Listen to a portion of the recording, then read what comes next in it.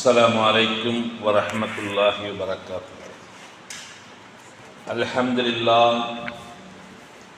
لله نحمده ونستعينه ونستغفره ونؤمن به ونتوكل عليه ونعوذ بالله من شرور أنفسنا ومن سيئات أعمالنا من يهد الله فلا مضل له ومن يضلل فلا هادي له ونشهد أن لا إله إلا الله وحده لا شريك له ونشهد أن محمدا عبده ورسوله. اللهم صل على محمد وعلى آل محمد كما صليت على إبراهيم وعلى آل إبراهيم إنك حميد مجيد. اللهم بارك على محمد وعلى آل محمد كما باركت على إبراهيم وعلى آل إبراهيم إنك حميد مجيد. يا أيها الذين آمنوا اتقوا الله حق تقاته ولا تموتن إلا وأنتم مسلمون. يا أيها الذين آمنوا اتقوا الله وقولوا قولا سديدا يصلح لكم أعمالكم ويغفر لكم ذنوبكم ومن يطع الله ورسوله فقد فاز فوزا عظيما. يا أيها الناس اتقوا ربكم الذي خلقكم من نفس واحدة وخلق منها زوجها وبث منهما رجالا كثيرا ونساء فاتقوا الله الذي تساءلون به والأرحام إن الله كان عليكم رقيبا. ربي اشرح لي صدري ويسر لي أمري واحلل عقدة من لساني يفقهوا قولي. سبحانك لا علم لنا إلا ما علمتنا إنك أنت العليم الحكيم. خير الكلام كلام الله وخير السنن سنن محمد المصطفى صلى الله عليه وسلم. شر الأمور محدثاتها وكل محدثة بدعة وكل بدعة ضلالة وكل ضلالة في النار. أعوذ بالله من الشيطان الرجيم. بسم الله الرحمن الرحيم. أفمن شرح الله صدره للإسلام وهو على نور من ربه فويل للقاسية من ذكر الله قلوبهم உலாயிக ஃபீ ضلال முபீன். கண்ணியத்திற்கும் பெரும் மதிப்பிற்கும் உரிய எல்லாம் அல்ல அல்லாஹ்வின் நல்லடியார்களே, நாமெல்லாம் அல்லாஹ் ரப்பல் ஆலமீனுடைய கட்டளைக்கு இணங்க அல்லாஹ் ரப்பல் ஆலமீனை தூய எண்ணத்துடன் அல்லாஹ்விடத்தில் பிரார்த்தித்து நம்மளுடைய அமல்களை செய்ய வேண்டும் என்ற நல்ல நோக்கிலே நாமெல்லாம் இறையெல்லாம் பள்ளிவாசலிலே அமர்ந்திருக்கிறோம். எல்லாம் அல்ல அல்லாஹ் ரப்பல் ஆலமீன் நம்முடைய தூய எண்ணங்களை எல்லாம் அங்கீகரித்து நம்முடைய அமல்களை குற்றம் குறைகள் இருந்தாலும் அல்லாஹ் ரப்பல் ஆலமீன் அவைகளெல்லாம் பெருந்தன்மையோடு நம்முடைய அமல்களை ஏற்று நாளை மறுமையில் சொர்க்கத்தில் உயர்ந்த சொர்க்கமான ஜன்னத்துல் ஃபிர்தௌஸில் அல்லாஹ் ரப்பல் ஆலமீன் நம்மையும் நம்முடைய குடும்பத்தார்களையும் ஒன்றிணைப்பானாக என வேண்டி எமது இந்த ஜும்மாவுடைய முதல் குத்பா பிரசங்கத்தை ஆரம்பிக்கிறேன். கண்ணியத்திற்கும் மதிப்புக்கும் உரிய அல்லாஹ்வின் அடியார்களே, இன்றைய ஜும்மாவுடைய தலைப்பு உள்ளம் தூய்மை பெற 4 விஷயங்கள் என்ற தலைப்பு. அதாவது நம்முடைய எண்ணங்கள் நல்லெண்ணமாக அமைவதற்கு 4 விஷயங்களை நாம் பின்தொடர வேண்டும். அப்படி 4 விஷயங்களை பின்தொடர்ந்தால்தான் நம்முடைய எண்ணங்கள் ஈமானுக்கு அடுத்தபடியாக நம்முடைய எண்ணங்கள் தூய்மையான எண்ணமாக அமையும் என்பதாகத்தான் அந்த தலைப்பிலே இங்கே நாம் சொல்லப்படுகிறது. ஏனென்று சொன்னால் அல்லாஹ் ரப்பல் ஆலமீன் நம்முடைய ஈமானுடன் நம்மை நடமாட வைப்பதிருப்பதே மிகப்பெரிய அருள், அல்லாஹ்வுடைய அருளாக இருக்கிறது. அந்த ஈமான் அந்த தூய்மையான இறை நம்பிக்கை இருக்கிறது அல்லவா, எப்போதும் எல்லோருக்கும் நிரந்தரமாக இருக்கும் என்பது உறுதியில்லை. காரணம், அல்லாஹ் ரப்பல் ஆலமீனே சொல்லித் தருகிறார் திருமறை குர்ஆனில், ஒவ்வொருவரும் இப்படி பிரார்த்தியுங்கள். எப்படி பிரார்த்தியுங்கள்? ரப்பனா லா துஸிக் குலூபனா பஅத இத் ஹதைத்தனா வஹப் லனா மின் லதுன்க ரஹ்மா இன்னக அன்தல் வஹ்ஹாப். எல்லோருக்கும் அல்லாஹ் ரப்பல் ஆலமீன் சொல்லித் தரக்கூடிய அருமையான அழகான பிரார்த்தனை. என்ன பிரார்த்தனை? நாம் இறைவனிடத்திலே அல்லாஹ்வுடைய இறை நம்பிக்கையை நம்பி ஈமானுடன் நாம் அல்லாஹ்வுடைய அமல்களை செய்தாலும் அதிகம் நீங்கள் பிரார்த்தித்துக் கொள்ளுங்கள். ரப்பனா, எங்கள் இறைவா, லா துஸிக் குலூபனா, எங்கள் இதயங்களை தடம் பிறழச் செய்து விடாதே அல்லாஹ். திரளச் செய்து விடாதே. பாகதைது ஹதைத்தனா, எங்களுக்கு நேர்வழி என்னும் இஸ்லாத்தை தந்த பின்பு எங்களுடைய உள்ளங்களை தடம் பெறலச் செய்தாதே. வஹபலனா மினக ரஹ்மா, எங்களுக்கு உன்னுடைய அருளை அதிகம் அதிகம் தருவாயாக. இன்னக்க அந்தல் வஹாப், நீயே அருள் வழங்கக்கூடியவனிலேயே மிகப்பெரிய கொடையாளியாக இருக்கிறாய். ஆகவே உன்னுடைய அருள் வளங்கள் என்று சொல்லக்கூடிய அருள் வளங்களை தந்து எங்களுக்கு நேரான வழியை நிரந்தரமாக கித்தா அல்லாஹ், எங்களுடைய உள்ளங்களை தடம் பெறலச் செய்தாதே என்று ரப்பனா லா துஸிக் குலூபனா என்ற அந்த வாசகத்தை சொல்லியே நீங்கள் பிரார்த்தியுங்கள் என்பதாக அல்லாஹ் ரப்பல் ஆலமீன் திருமறை குர்ஆனிலே சொல்லுகிறார். அதை போன்று நபிகள் நாயகம் ஸல்லல்லாஹு அலைஹி வஸல்லம் அவர்கள் சொல்லித் தருகிறார்கள், நீங்கள் எப்போதும் பிரார்த்திக்கும் போது யா முகல்லிபல் குலூப், இதயங்களை திருப்புபவனே, சப்பித்தலா கல்வி அலா தீனிக்க, என்னுடைய இதயத்தை உன்னை வணங்கக்கூடிய உன்னுடைய இறை நம்பிக்கையில் உன்னுடைய மார்க்கத்தில் நிரந்தரமாக இருப்பதற்கு என்னுடைய இதயத்தை ஆக்கி தருவாயாக என்று அல்லாஹ்விடத்திலே பிரார்த்தியுங்கள் என்று நபிகள் நாயகம் ஸல்லல்லாஹு அலைஹி வஸல்லம் சொல்வார்கள். என்று சொன்னால் மனிதனுக்கு இருக்கக்கூடிய அந்த உள்ளம் ஒரே அடியாக நிரந்தரமாக ஈமானில் இருக்கும் என்று உறுதி கிடையாது. நீங்கள் எல்லோரும் அல்லாஹ்விடத்திலே இந்த பிரார்த்தனையை அதிகம் அதிகம் அதிகம் பிரார்த்தியுங்கள் என்று அல்லாஹ் சொல்லித் தருகிறான்.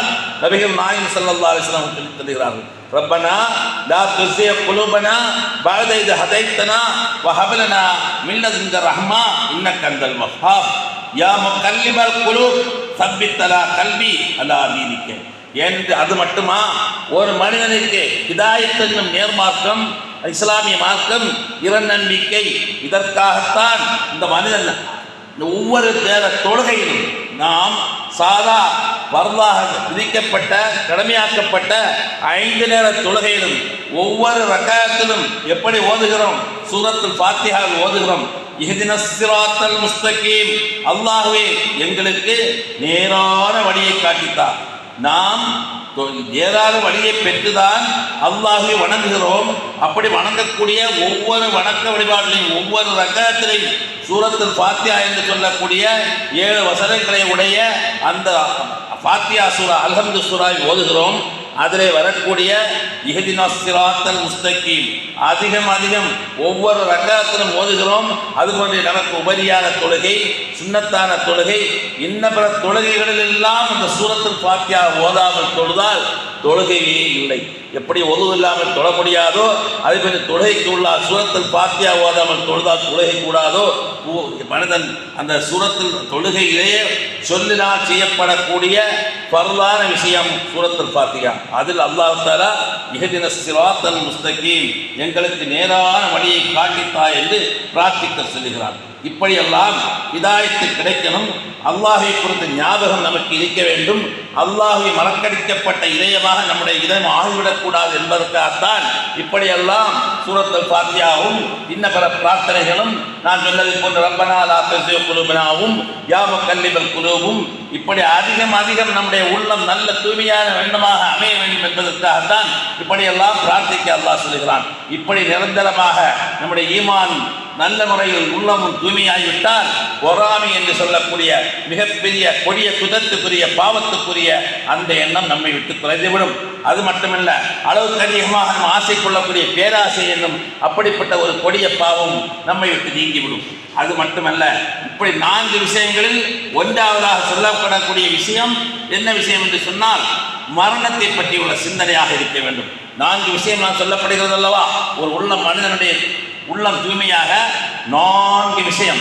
அந்த 4 விஷயத்தில் முதலாவது விஷயம் மரணம் பற்றிய சிந்தனை இருக்க வேண்டும். மனிதனுக்கு மரணத்தை பற்றி உள்ள ஞாபகம் இருக்க வேண்டும். அப்படி ஞாபகம் இருந்தால் அவனுடைய உள்ளம் தூய்மையான உள்ளமாக அமையும். இதற்காகத்தான் நபிகள் நாயகம் ஸல்லல்லாஹு அலைஹி வஸல்லம் உங்களுடைய உள்ளம் தூய்மை பெற வேண்டும், மரணத்தை பற்றி நினைவு வர வேண்டும் என்று மனிதனுடைய அன்றாட வாழ்க்கையில் கூட பாருங்கள். நாம் இரவு தூங்க செல்லும் போது எப்படி சொல்லுகிறோம்? நபிகள் நாயகம் ஸல்லல்லாஹு அலைஹி வஸல்லம் சொல்லி தந்தார்கள், அல்லாஹும்ம பிஸ்மிக்க அமூத்து வாஹியா, அல்லாஹ்வே உன் பெயர் சொல்லி நான் மௌத்தாகிறேன், உன் பேர் சொல்லியே நான் மீண்டும் உயிர் பெறுகிறேன் என்று அந்த வாசகத்தை நமக்கு சொல்லித் தந்தார்கள் என்று சொன்னால் அதுதான் மரண சிந்தனை. நமக்கு தெரியவில்லை, ஏதோ நாம் துஆவை ஓதி படுத்துக் கொள்கிறோம். அது மட்டுமா, தூங்கி எழும்பும் போது முதலாவதாக சொல்லக்கூடிய வாசகம் அல்ஹம்துலில்லாஹில்லதி அஹ்யானா பஅதமா அமாத்தனா வ இலைஹின் நுஷூர்.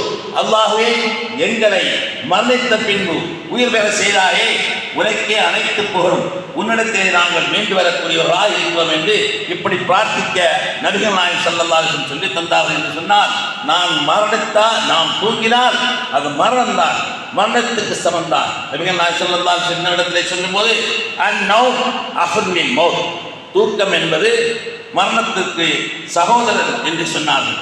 இப்படி நாம் மரணத்தை நினைவுறுவதற்கே நபிகள் நாயகம் ஸல்லல்லாஹு அலைஹி வஸல்லம் தூங்க செல்லும் போதும் தூங்கி எழும்பியதும் எழுந்ததும் இந்த மரணத்தை நினைவுறுவதற்காகத்தான் இப்படிப்பட்ட ஒரு துஆக்களை, பிரார்த்தனையை நமக்கு சொல்லித் தந்தார்கள். மரணத்தை பற்றி சிந்திக்கக்கூடியவருக்கு வாழ்க்கை விசாலமாக அமையும் என்று நபி ஸல்லல்லாஹு அலைஹி வஸல்லம் சொன்னார். மனைவி, கணவன், சொத்து, சுகம், வாகனம், குடும்பம், பெற்றோர், இன்னபிற எத்தனையோ சுகபோகங்கள் எல்லாம் ஒரு மனிதன் மரணித்து விட்டால், அவன் இந்த உலகத்தை விட்டு சென்று விட்டால் எல்லாத்தையும் அவன் துறவரம் மேற்கொள்ள வேண்டிய விஷயம்தான். இதைத்தான் ஒரு கவிஞர் 100 ஆண்டுகளுக்கு முன்பாக சொன்னார். அந்தல்லதி வலத்துக்க உம்முக்க பாக்கியா வன்னாசு யவ்ஹகு லாஹிகம் மஸ்ரூரா. அந்தல்லதி வலத்துக்க உம்முக்க பாக்கியா, அதாவது உனது தாய் உன்னை பெற்றெடுத்த நேரத்தில் நீ அழுது கொண்டே இருந்தாய். ஆனால் உன்னை சுற்றி நின்றார்கள் அல்லவா, உன்னுடைய குடும்பத்தார்கள், உன்னுடைய பெற்றோர்கள், உன்னுடைய சகோதரர்கள் எல்லோரும் மகிழ்ச்சியில் திளைத்து நின்றார்கள். நீ பிறக்கும் போது அழுது கொண்டே பிறந்தாய். ஆனால் நீ உன்னுடைய சிற்றவர்கள், குடும்பத்தார்கள், சகோதரர்கள் எல்லோரும் மகிழ்ச்சியிலே திளைத்திருந்தார்கள். உன்னுடைய கால் தாயுடைய கற்பப்பையிலிருந்து வெளியே வரும்போதே எல்லோரும் சிரித்துக் கொண்டார்கள். நீ அழுதுகொண்டே வெளியே வந்தார். ஆனால் இன்னொரு காலம், சிறிது காலங்களுக்கு பிறகு உனக்கு ஏற்படக்கூடியது எப்படி? உன்னுடைய கண்ணில் பஞ்சை வைப்பார்கள், மூக்கில் பஞ்சை வைப்பார்கள். அப்படி ஒரு தினம் வரும் அல்லவா, 3 துணியை மடக்கி உன்னை சுஜூது செய்யும் இடமெல்லாம் உனக்கு பஞ்சை வைத்து 8 பேர் 7 பேர் 6 பேராக தூக்கி சொல்லக்கூடிய அந்த காலத்தை நினைக்க வேண்டும். அந்த மரண சிந்தனை உன்னிடத்திலே வர வேண்டும். ஒரு கவிஞர் எழுதியிருந்தார் அல்லவா, உடுக்க தெரியாமல் இவ்வுலகில் வந்தோம், உடுக்க முடியாமல் இவ்வுலகை விட்டே செல்கின்றோம், இதற்கிடையில் ஏன் இந்த அகந்தை என்று அவர் சொன்னார். அது மட்டுமல்ல, மனிதன் எதுவும் கொண்டு வராமல் இவ்வுலகத்துக்கு வருகின்றான். அதுபோன்று இவ்வுலகத்தை விட்டு செல்லும் போது எதுவும் கொண்டு செல்லாமல் சென்று விடுகிறான். இப்படிப்பட்ட இந்த மனிதனுக்கு இதற்கு இடையில் எத்தனையோ விதமான தற்பெருமைகள், அகந்தைகள், ஆணவம் இப்படியெல்லாம் இருந்து கொண்டிருக்கிறது. அது இப்படியாக இருக்கக்கூடிய இந்த மனிதனுடைய சிந்தனை. அதே நேரத்தில் நபிகள் அல்லாஹ் ரப்பல் ஆலமீன் திருமறை குர்ஆனிலே சொல்லும் போது குல்லு நஃப்ஸின் தாயிகத்துல் மௌத் வ இன்னமா துவஃபௌன உஜூரக்கும் யௌமல் கியாமா வ மன் ஸுஹ்ஸிஹ அனின் நார் வ உத்ஹிலல் ஜன்னah ஃபக்கத் ஃபாஸ வ மல் ஹயாத்துத் துன்யா இல்லா மத்தால் குரூர். குல்லு நஃப்ஸின் தாயிகத்துல் மௌத், உலகில் பிறந்த அத்தனை உயிர்களும் மரணத்தை சுவைத்தே தீரும். வைன்னமா துவஃபௌன உஜூரக்கும், உங்களுக்கு கூலி வணங்கப்படக்கூடியது யௌமல் கியாமா, மறுமைநாள். மறுமைநாளிலே நல்லவர்களாக இருந்தால் அதற்கு கூலி, தீயவர்களாக இருந்தால் அதற்குரிய தண்டனை, எல்லோரும் மறுமை நாளில். ஒமன் ஸுஹ்ஸிஹ அனின் நார், யார் நரகத்தை விட்டு பாதுகாப்பு பெறுகிறாரோ, உத்ஹிலல் ஜன்னா, இன்னும் சொர்க்கம் பிரவேசிக்கிறாரோ, ஃபக்கத் ஃபாஸ, அவர் வெற்றி அடைந்து விட்டார். வமல் ஹயாத்துத் துன்யா இல்லா மத்தால் குரூர், இந்த உலக வாழ்க்கை இருக்கின்றதல்லவா, இது ஏமாற்றக்கூடிய, மயக்கம் தரக்கூடிய அற்ப வாழ்க்கை, அற்பமான வாழ்க்கை என்று அல்லாஹ் ரப்பல் ஆலமீன் திருமறை குர்ஆனிலே கூறக்கூடிய விஷயம். நாம் எத்தனையோ முறை ஓதக்கூடிய வசனம், எத்தனையோ முறை கேட்கப்பட்ட வசனம். ஆனால் அல்லாஹ் என்ன சொல்லுகிறான்? குல்லு நஃப்ஸின் தாயிகத்துல் மௌத், ஒவ்வொருவரும் மரணத்தை சுவைத்தே தீர்வார்கள். போன உஜூரக்கும் யௌமல் கியாமா, உங்களுக்கு கூலிகள் மறுமையில் வழங்கப்படும். ஒமன் சுகசியானின் நார், யார் நரகத்தை விட்டு பாதுகாப்பு பெற்றாரோ உதுஹிலல் ஜன்னா, அவர் சொர்க்கம் பிரவேசிப்பார். ஃபக்கத் ஃபாஸ, அவர் வெற்றி அடைந்து விட்டார். ஒமல் ஹயாத்து துன்யா, அல்லாஹ் சொல்லுகிறான். இதெல்லாம் சொல்லிவிட்டு இந்த உலக வாழ்க்கை இருக்கிறதே, இல்லா பத்தால் குரூர், ஏமாற்றக்கூடிய மக்களை ஏமாற்றக்கூடிய ஒரு மயக்கம் தரக்கூடிய ஒரு வாழ்க்கையாக, அற்பமான வாழ்க்கையாக இருக்கிறது என்று சொன்னார். அதை போன்று உமர் ரலியல்லாஹு அவர்கள் ஒரு மீட்டிங்கிலே, ஒரு பொதுக்கூட்டத்தில் இருக்கும்போது அவர்கள் என்ன சொன்னார்கள் என்று சொன்னால், ஒரு செத்து கிடக்கக்கூடிய ஒரு நாயை பார்த்து இது ரொம்ப விலமதிக்கக்கூடிய நாயாக இருந்து கொண்டிருக்கின்றது சொன்ன நேரத்தில் எல்லோருக்கும் ஆச்சரியம். ஒரு செத்த நாய் இப்படி சொல்லுகிறார்கள் என்று சொன்ன நேரத்தில் திருப்பி சொன்னார்கள், இதை நீங்கள் கேட்கிறது அல்லவா, இதற்கு இவ்வளவு மரியாதையா, இவ்வளவு விலையா என்று கேட்கிறீர்கள் அல்லவா, இதைவிட மோசமான ஒரு விஷயம்தான் இந்த உலக வாழ்க்கை என்று அவர்கள் திருப்பி அதற்கு பதில் கூறினார்கள் என்று சொன்னார். அதை போன்று அல்லாஹ் ரப்பல் ஆலமீன் திருமறை குர்ஆனிலே சொல்லும்போது இன்னொரு இடத்திலே சொல்கிறான், ஐனமா தகுனு யுத்ரிக்குமுல் மௌத் வலவ் குந்தும் ஃபீ புரூஜின் முஷையதா, நீங்கள் எவ்வளவு பெரிய இரும்பு கோட்டைக்குள்ளே இருந்தாலும் உங்களை மரணம் வந்தடைந்தே தீரும் என்பதாக அல்லாஹ் ரப்பல் ஆலமீன் திருமறை குர்ஆனிலே சொல்கிறார். அப்படியானால் இந்த மரணத்தை நாம் நினைவுகூர்ந்து கொண்டே இருக்க வேண்டும். ஏதோ பிறந்தோம், வளர்ந்தோம், வாழ்ந்தோம் என்றில்லாமல் நாம் இந்த உலகத்தில் எப்படி நடந்து கொண்டிருக்கிறோம், நம் எதற்காக பிறந்தோம், என்ன செய்கின்றோம், எங்கே செல்கின்றோம் என்று நாம் நினைக்கக்கூடிய அந்த விஷயத்தை தான் இந்த உள்ளம் தூய்மை வருவதற்கு 4 விஷயங்களில் முதலாவது விஷயமாக மரணம் பற்றிய சிந்தனையை நாம் மேற்கொள்ள வேண்டும். இரண்டாவதாக நோயாளிகளை நாம் தரிசிக்க வேண்டும். நோயாளிகளை சென்று நலன் விசாரிக்க வேண்டும். சோதனைக்குட்பட்டவர்களை சந்திக்க வேண்டும். அவர்கள் ஆபத்துக்கள் ஏற்பட்டால், பாதிக்கப்பட்டவர்கள், அவர்கள் நஷ்டம் ஏற்பட்டால் இப்படிப்பட்டவர்களை சந்திக்க வேண்டும். இப்படிப்பட்ட இடங்களுக்கு செல்ல வேண்டும். பலகீனமானவர்களை சந்திக்க வேண்டும். அவர்களுக்காக நாம் பிரார்த்திக்க வேண்டும். நோயாளிகளை சென்று பார்க்கும்போது அல்லாஹும்ம ரப்பன் நாஸ் அதிகமில் பேச இஷ்வி வந்த ஷாஃபி லா ஷிஃபா இல்லா ஷிஃபாக்க ஷிஃபா யாது சக்மா, அல்லாஹ்வே மக்களின் இறைவா, இவருடைய கஷ்டங்களை நீக்கி விடுவாயாக, இவருக்கு நோய் நிவாரணத்தை கொடுப்பாயாக. நீயே நோய் நிவாரணம் பண்ணக்கூடியவர்களே மிக சிறந்த நோய் நிவாரணியாக இருக்கிறாய் அல்லாஹ். அல்லாஹ்வே, உன்னுடைய நோய் நிவாரணத்தை தவிர யாரும் நோய் நிவாரணம் செய்ய முடியாது என்ற இந்த பிரார்த்தனையை அவருக்காக பிரார்த்திக்க வேண்டும். இப்படி உள்ளம் சுத்தம் பெற, உள்ளம் தூய்மை பெற ஒரு மனிதன் பின்பற்ற வேண்டிய விஷயங்களில் 4 விஷயங்களில் இரண்டாவது விஷயமாக நோயாளிகளை சந்திப்பது. முதலாவது விஷயம் மரணத்தை நினைவுகூறுவது. இரண்டாவது விஷயம் நோயாளிகளை சென்று அவருக்காக நலன் விசாரித்து அவருக்காக பிரார்த்திக்கிறது. மூன்றாவது விஷயம் மரண தருவாயில் இருப்பவரை சந்திக்க வேண்டும். மரண தருவாயில் என்றால் இந்த கிரிட்டிக்கல் கண்டிஷன் என்று சொல்லக்கூடிய இந்த கடைசி நேரத்தில் இருக்கிறார்கள் அல்லவா, சக்கராத்தினுடைய நேரம், உலகத்தை மதிநேங்கிய, உலகத்தை மரண நிலையில் இருக்கிறார்கள் அல்லவா, இவர்களை சென்று நாம் பார்க்க வேண்டும். ஏனென்று சொன்னால் அப்படி பார்க்கும்போதுதான் நமக்கும் அந்த நிலைமை புரியும். மரணம் என்றால் என்ன, இந்த உலகம் என்றால் அற்பமான விஷயம், இன்னும் சற்று நேரத்திலோ சற்று நாட்களிலோ இந்த உலகத்தை விட்டு சென்று விடுவார், இதே நிலைமைதான் நமக்கு என்று நாம் புரிந்து கொள்ள வேண்டும். இதைத்தான் அல்லாஹ் ரப்பல் ஆலமீன் திருமறை குர்ஆனிலே சொல்லும் போது கல்லா இதா பலகத்தி தரா கீழ மன்றார், கல்லா இதா பலகத்தி தரா, அவருடைய தொண்டை குழியை அடையும் போது என்ன அடையும், மரணத்தினுடைய இந்த ரூஹை பிடிக்கக்கூடிய அந்த சூழ்நிலை தொண்டை குழியை அடையும் போது, இன்னொரு அதே தொடர்ந்த வசனத்தில்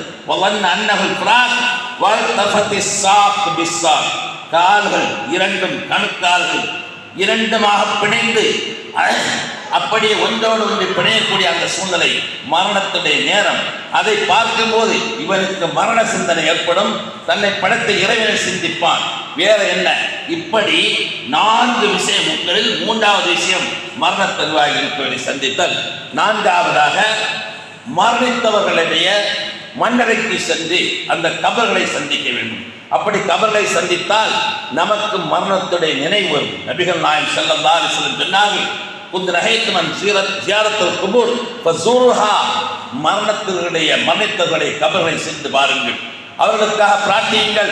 அப்படி பிரார்த்திக்கும் போது இவர் எப்படியெல்லாம் வாழ்ந்து கொண்டிருந்தார், இப்போது இந்த மண்ணறையிலே வாழ்ந்து கொண்டிருக்கிறாரே என்ற ஒரு எண்ணம் நமக்கு நம்முடைய நிலைமை இதுதான் என்று நமக்கு அப்படி சிந்தனை வருவதற்காகத்தான் நபிகள் நாயகம் ஸல்லல்லாஹு அலைஹி வஸல்லம் அவர்கள் மண்ணறைக்கு சென்று அவர்களுக்காக பிரார்த்திங்கள் என்று சொன்னார்கள். இப்படி ஒரு மனிதனுடைய உள்ளம் தூய்மை வருவதற்கு, இறை நம்பிக்கைக்கு பின்பாக ஒரு மனிதனுடைய உள்ளம் தூய்மை வருவதற்கு அதிகம் விஷயங்கள் இருந்தாலும் அதில் மிக இன்றியமையாத முக்கியமான விஷயமாக இந்த 4 விஷயம் இருக்கிறது. 1 மரண சிந்தனை, 2 நோயாளிகளை சந்திப்பது, அது பாதிக்கப்பட்ட இடங்களில் பாதிக்கப்பட்டவர்களை சந்திப்பது, 3வதாக மரண தருவாயில் இருக்கக்கூடிய கடைசி கட்டத்தில் இருப்பவரை சந்திப்பது, 4வதாக மண்ணறைக்கு சென்று மண்ணறையில் உள்ளவர்களுக்காக பிரார்த்திப்பதும் அவர்களை பற்றி சிந்திக்க வேண்டும். இப்படியாக 4 விஷயங்களை ஒரு மனிதன் பின்பற்றுவானே ஆனால் அவனுடைய உள்ளம் தூய்மை பெறும். அது மட்டுமல்ல, கபருடைய நெருக்கம், கபருடைய ஒரு மரணித்தவரை கபரில் கொண்டு வைத்தால், மண்ணறையில் கொண்டு வைத்தால் அந்த கபரு மிக அதிகமான இறுக்கமாக நெருக்கி பிடித்துக் கொள்ளும் என்பதாக நபிகள் நாயகம் ஸல்லல்லாஹு அலைஹி வஸல்லம் அவர்கள் சொன்னார்கள். யாரை பிடிக்கும் என்று சொன்னால் எல்லோரையும், நல்லவர் கெட்டவர் என்று இல்லாமல் எல்லோரையும் அந்த கபர் நெருக்கும் என்று சொன்னார்கள். யார்? நபிகள் நாயகம் ஸல்லல்லாஹு அலைஹி வஸல்லம் ஒரு தருணத்திலே சஅத் பின் முஆத் என்று சொல்லக்கூடிய ஒரு சஹாபி, நபி தோழர், அவர் மரணித்த நேரத்தில் நபிகள் நாயகம் ஸல்லல்லாஹு அலைஹி வஸல்லம் அவர்கள் சொல்லுகிறார்கள், சஹாபாக்களை பார்த்து 70,000 மலக்குகள் இந்த சஅத் பின் முஆத் ரலியல்லாஹு அவருடைய ஜனாசாவில் கலந்து கொள்வதற்காகவும் இந்த ஜனாசை பின்தொடர்வதற்காகவும் இருந்து கொண்டிருக்கிறார்கள் என்று மிக சந்தோஷமான மகிழ்ச்சியான செய்தியை சொல்லுகிறார்கள். சொல்லி சிறிது நேரத்துக்கு பின்பு நபிகள் நாயகம் ஸல்லல்லாஹு அலைஹி வஸல்லம் அழுகிறார்கள். இந்த அழுகையை பார்த்து சஹாபாக்கள் கேட்கிறார்கள், ரசூலுல்லாஹ்வே, சஅத் பின் முஆத் ரலியல்லாஹு அவர்களுடைய ஜனாசாக்காக 70,000 மலக்குகள் வந்திருக்கிறார்கள், வருகை வந்திருக்கிறார்கள், அவர்கள் ஜனாசா பின்தொடர இருக்கிறார்கள், ஜனாசா தொழுகையிலும் இன்னபிற கடமைகளில் எல்லாம் கலந்து கொள்ள இருப்பதாக சொன்னீர்களே, மகிழ்ச்சியான செய்தியை சொன்னீர்களே, இப்போது எதற்காக அழுகிறீர்கள் என்று கேட்ட நேரத்தில் ரசூலுல்லாஹி ஸல்லல்லாஹு அலைஹி வஸல்லம் சொன்னார்கள், இவர்களை கபரில் வைக்கும் போது, மண்ணறையில் வைக்கும் போது அந்த மண்ணறை நெருக்கும் அல்லவா, அதை நினைத்து நான் அழுகிறேன். இவர்களுக்கும் நெருக்குமா என்று கேட்ட நேரத்தில் சொன்னார்கள், நல்லவருக்கும் நெருக்கம் ஏற்படும், தீயவருக்கும் நெருக்கம் ஏற்படும். நல்லவர் செய்த அமலுக்காக அந்த அளவுக்கும், தீயவர் செய்த அவருக்காக அந்த அளவுக்கும் நெருக்கத்தை ஏற்படுத்தும் என்று நபிகள் நாயகம் ஸல்லல்லாஹு அலைஹி வஸல்லம் சொன்னார்கள். சொன்னார், நாமெல்லாம் அல்லாஹ் ரப்புல் ஆலமீனுடைய இறை நம்பிக்கையை நாம் ஏற்றிருக்கக்கூடிய நாம் இந்த இறை நம்பிக்கைக்கு பின்பாக நாம் உள்ளம் தூய்மை பெறுவதற்கு இந்த 4 விஷயங்கள், 1 மரண சிந்தனையையும், நோயாளிகள் நல விசாரிப்பையும், மரண தருவாயில் இருப்பவரை சந்திப்பதையும், மரணித்தவருடைய மண்ணறைக்கு சென்று பிரார்த்திப்பதையும் நாம் சதாவும் பின்பற்றி நடக்க வேண்டும் என கூறி எனது முதல் ஜும்மாவுடைய நிறைவு செய்கிறேன்.